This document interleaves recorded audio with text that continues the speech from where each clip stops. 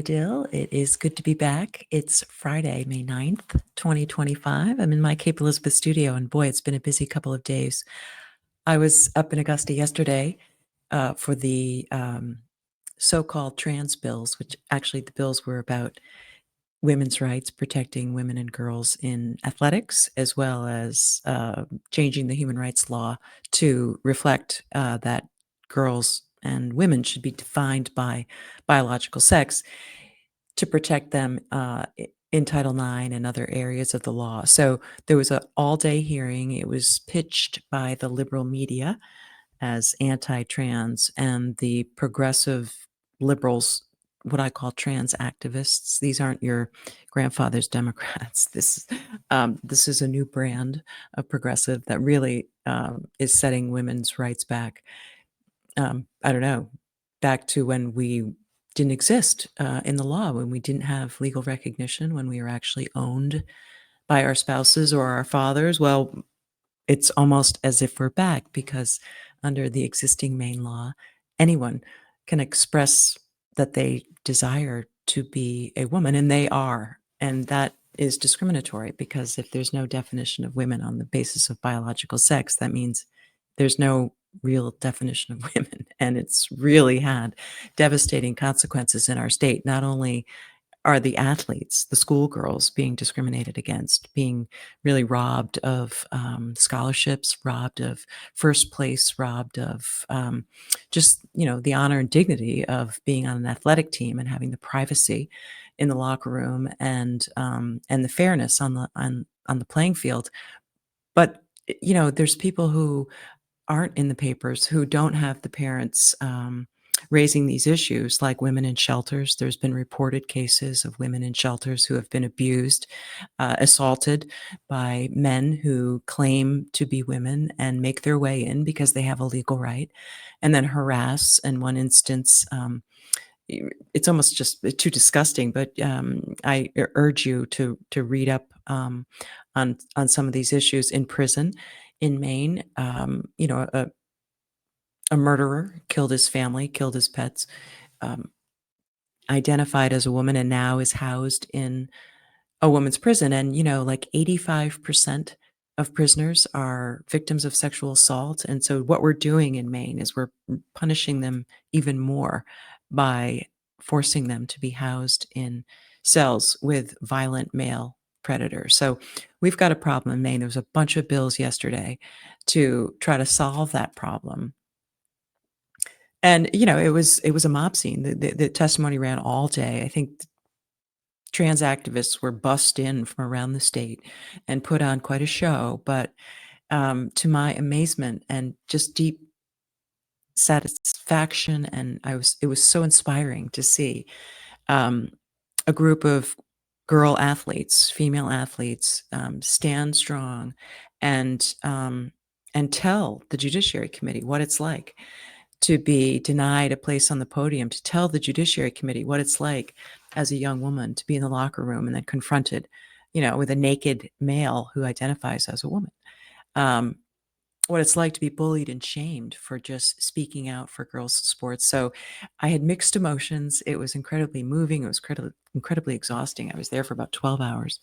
I testified on my own behalf on a bill, and then I also spoke for a grassroots feminist organization, New England Solidarity, and that was a great privilege and honor. And the pitch was basically, look, we want our own sports and we want our own spaces back. That this introduction of gender identity into Maine law would probably had good intent, was probably meant to be inclusive, but what it has done is discriminate against women and girls. And so we need to get back to common sense, that sex matters, and that you need to have single sex spaces that are fenced off from men, biological men. And it was just interesting. Politics makes strange bedfellows, is the adage. Well, I was there speaking for a feminist group, and on my side was Laurel Libby, who is, as you know, probably the representative from Auburn and Minot, and she's in her third term, and she's caused quite a stir. She has had great media training and financial backing. She's a conservative. She's active in Republican politics, and she's made national headlines for a couple of reasons. Um, One, during COVID, she and fellow Republican lawmakers kind of protested the COVID mask policy and attendance policy at the State House. More recently, though, I mean, I think what everyone's heard of is her bringing the issue of biological men playing in women's sports, boys playing in girls' sports in Maine.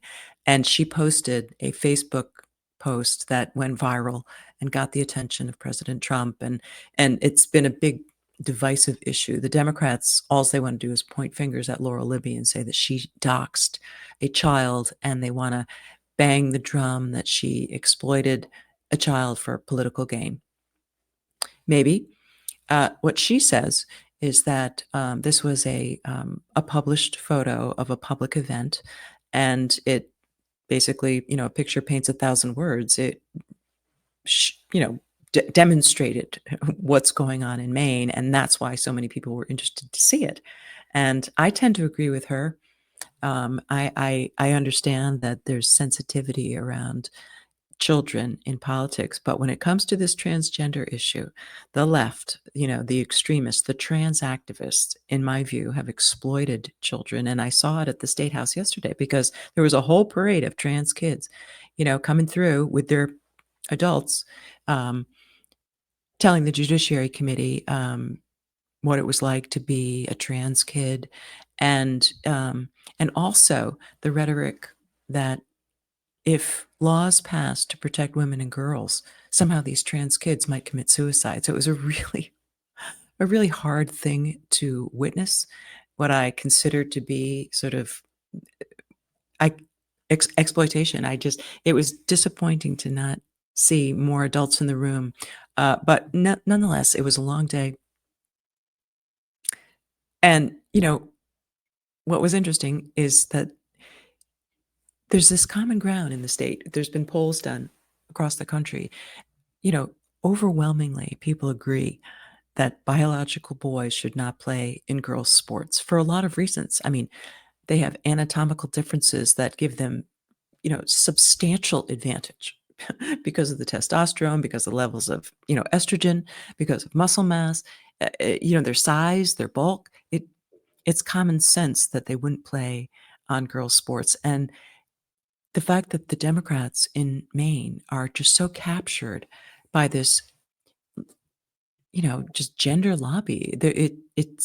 I think we're starting to see some cracks, um, but we'll see. I mean, it's really going to take. When I had conversations with like Democratic lawmakers, the ones who were actually willing to talk to me, because this has become such a cult issue, this gender ideology, that if you just mention that you believe in the science that there's a biological difference between girls and boys, well, you're a pariah. I mean, you would think I have been accused of being a hater for trying to protect girls and women's rights. It just astounds me. I mean, I've talked about it, you know, before, but 12 hours of testimony. We'll see what happens. Uh, so then today, I understood that I was going to interview Laurel Libby, uh, also on behalf of women, New England Women Solidarity. We made the arrangements. She asked me to come up to a studio in Lewiston. I drove up there. And it was kind of funny because it's a building that, like a lot of buildings, office buildings, I think it was once probably fully occupied, but now it's, there's definitely some tenants, but there's a lot of vacancy. So the building itself is a little bit, you know, um, a little bit worn. And today, of all days, the the lights in the ladies' room didn't work. So I went into the studio thinking I was gonna be interviewing Representative Libby. I had my equipment, but she has this pretty sophisticated studio set up, and it turns out she was gonna interview me. So we did an interview. There was a producer there. I heard, I believe correctly, that he might have worked at Fox News, and now he's back here. And it was fun. It was really fun because, she's a professional, and I've gotten to know her a little bit over the last 2 days because we spent time in Augusta talking over these bills.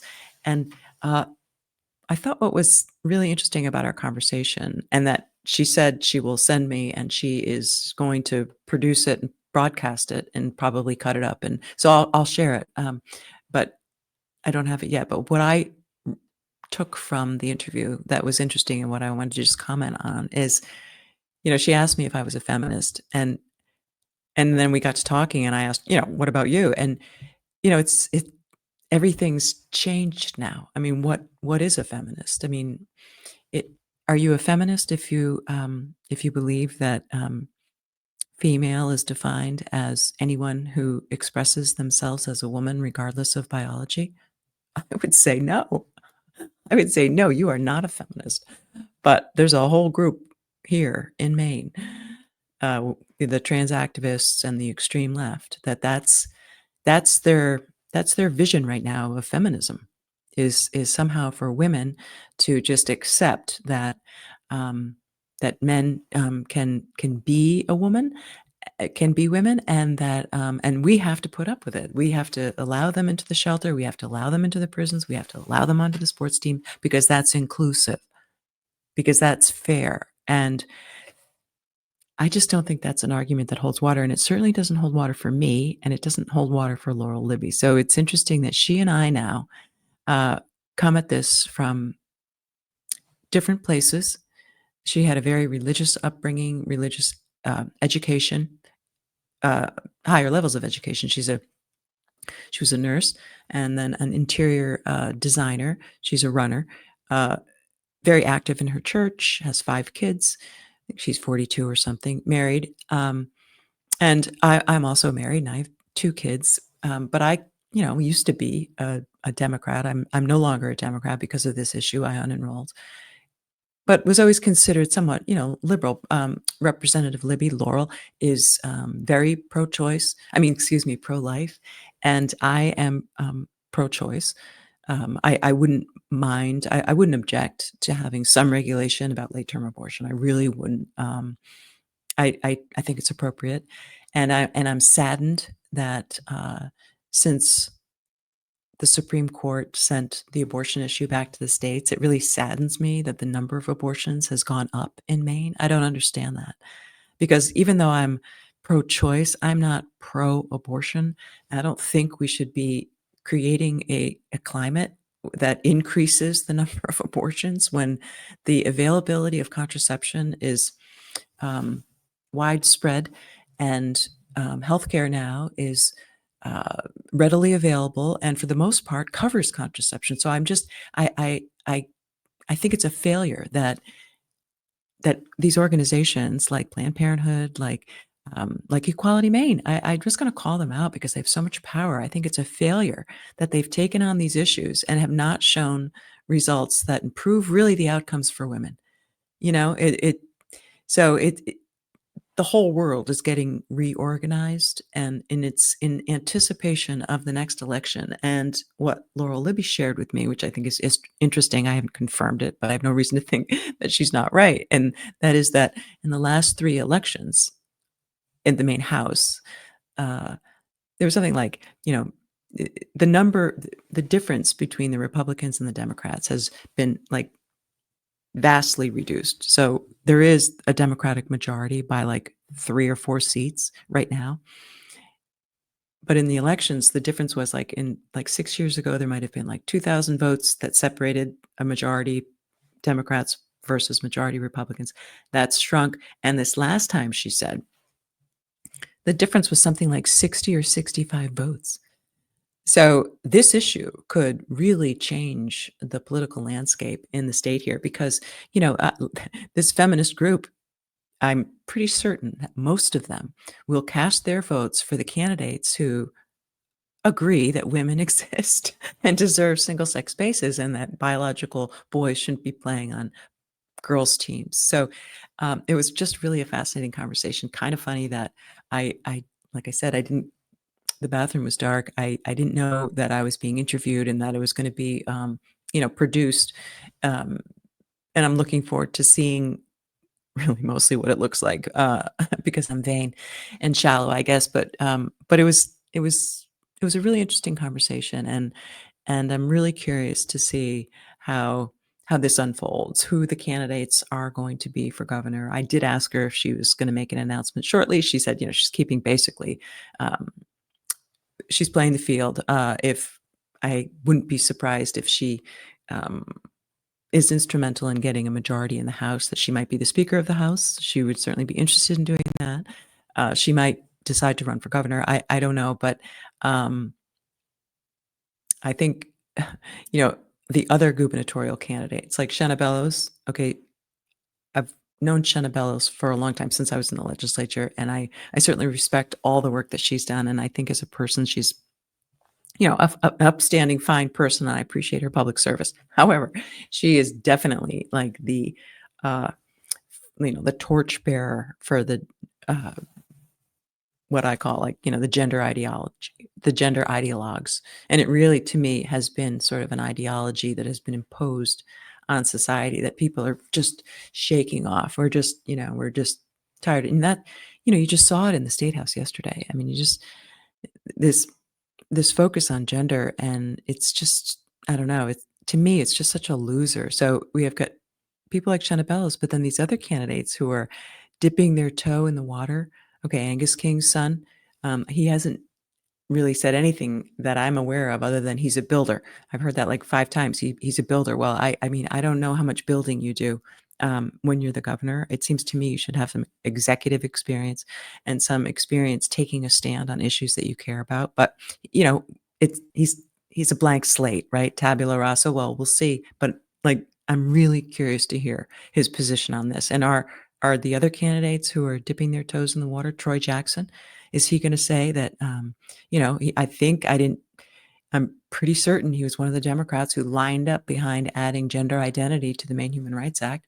I'm pretty sure he was one of the Democrats who passed these other laws that set women's rights back, identifying, defining female as anyone who thinks they are. Um, Adding gender affirming care as the equivalent of abortion as a right. Supporting an equal rights amendment that actually eviscerates women, like erases them from the law. That's how crazy it's got. Even the equal rights amendment that the Democrats tout as some sort of, I don't know, good thing. It's horrible. It would just cement this chaos that we have in our state right now into the Constitution, where there's just blur between uh, who gets to go where. And the message from women is pretty simple. We want our own sports and our spaces back. This experiment in inclusivity really sucks, and we don't like it. And the Republicans, I mean, whoever's running for governor, I mean, this is an issue that they can carry across the finish line. You just look at Donald Trump and the people who have Trump derangement syndrome. They forget that Donald Trump is the one who actually has done some things for women, unlike a lot of the Democrats in Augusta. I don't, I'm not hearing a lot of stuff coming out of Augusta that's actually good for women and girls. It's mostly about trans, it's mostly about gender, it's mostly about abortion. It and I think people are really yearning for a return to common sense when it comes to this gender nonsense, and we want to move. We want to move forward as a society. We want the adults to take charge. We actually now have rules that prevent counselors and doctors from discussing alternatives with children who come in with questions about their sexual identity, their gender identity.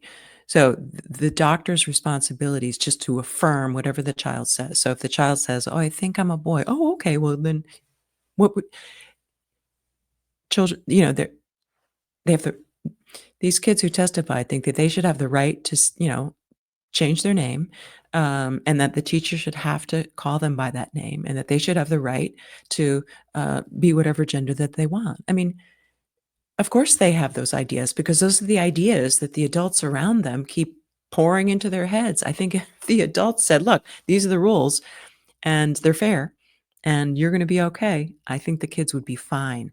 And I think people are looking for leaders who are going to get back to this common sense, who are going to be the adults in the room, who are going to lead in a way that really brings hopefully people together. Because, like I said, this is so much common ground. You would think somebody would be toiling this common ground in their gubernatorial race, and I can't wait to see who it is on the Democratic ticket, if anyone.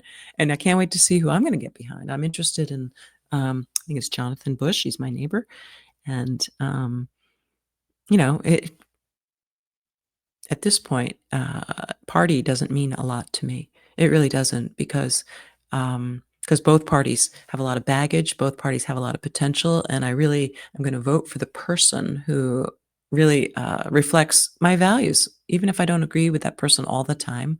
I'm going to vote for the person who's going to stand up for women and girls, who's going to recognize that we've gone way too far down this gender ideology road. We need to pull back, get a hold of ourselves, remind kids that really it's all about finding someone to love.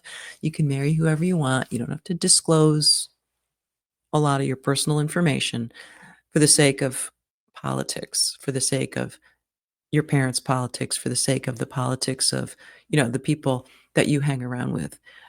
So good conversations, kind of a funny day for me to be the interviewee.